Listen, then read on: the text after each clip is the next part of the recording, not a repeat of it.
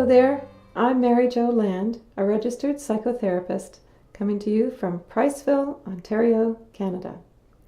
And welcome to this series of videos entitled When We Are Very Young.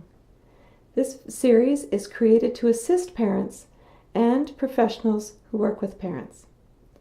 Many of the videos pertain to parenting children who have joined families through adoption, foster care, or customary care.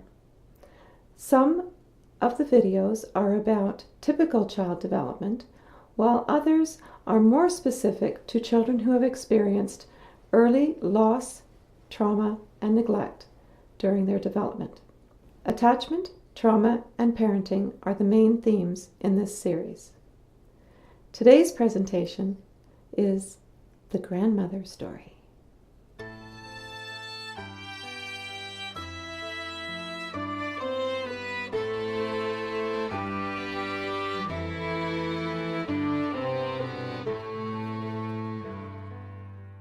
Quite a few years ago, in Toronto, Ontario, Canada, I attended a conference on the effects of war on children and youth. The keynote speaker was the UN Special Envoy to AIDS orphans in Africa. Or at least that's what I remember.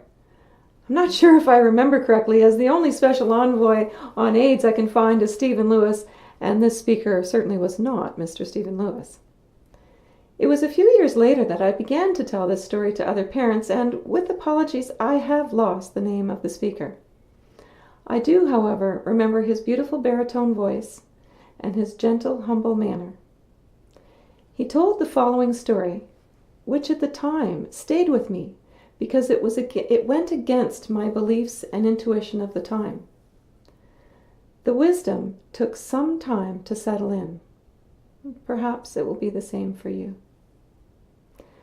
As the story goes, the envoy was traveling in sub-Saharan Africa, assessing the plight of children orphaned by the AIDS epidemic.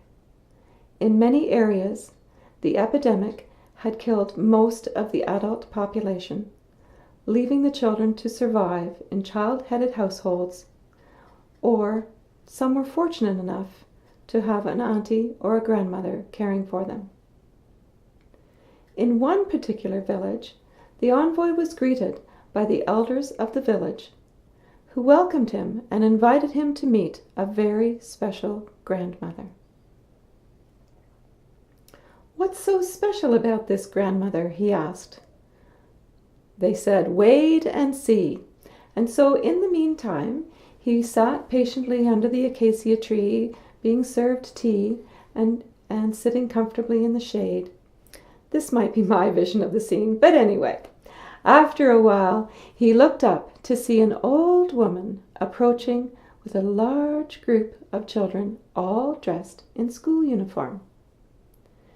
Now, in this country, I think it was Kenya, if I do remember, going to school doesn't cost any money, but you must wear uniforms and purchase all of your school supplies, and so many people could not afford to send their children to school.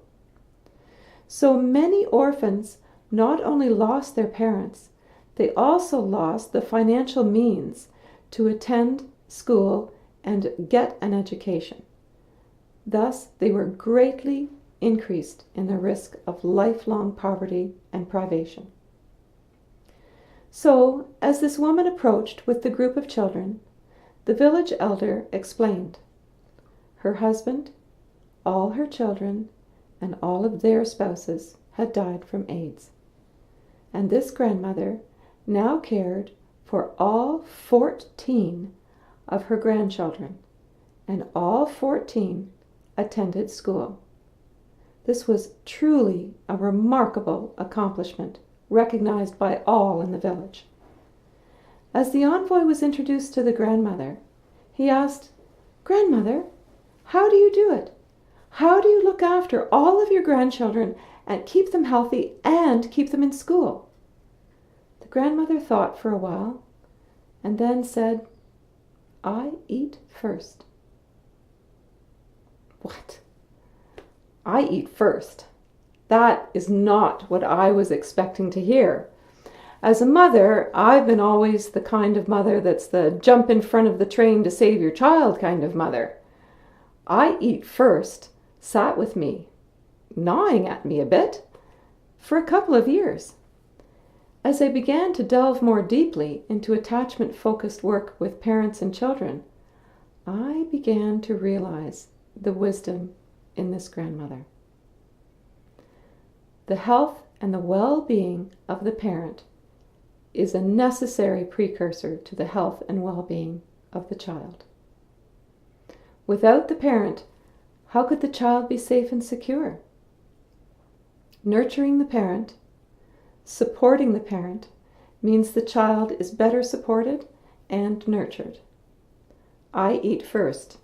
Figuratively suggests that self-care, self-nurturing is essential for parents raising children, and in fact, the more arduous the parenting task, the more essential that need is.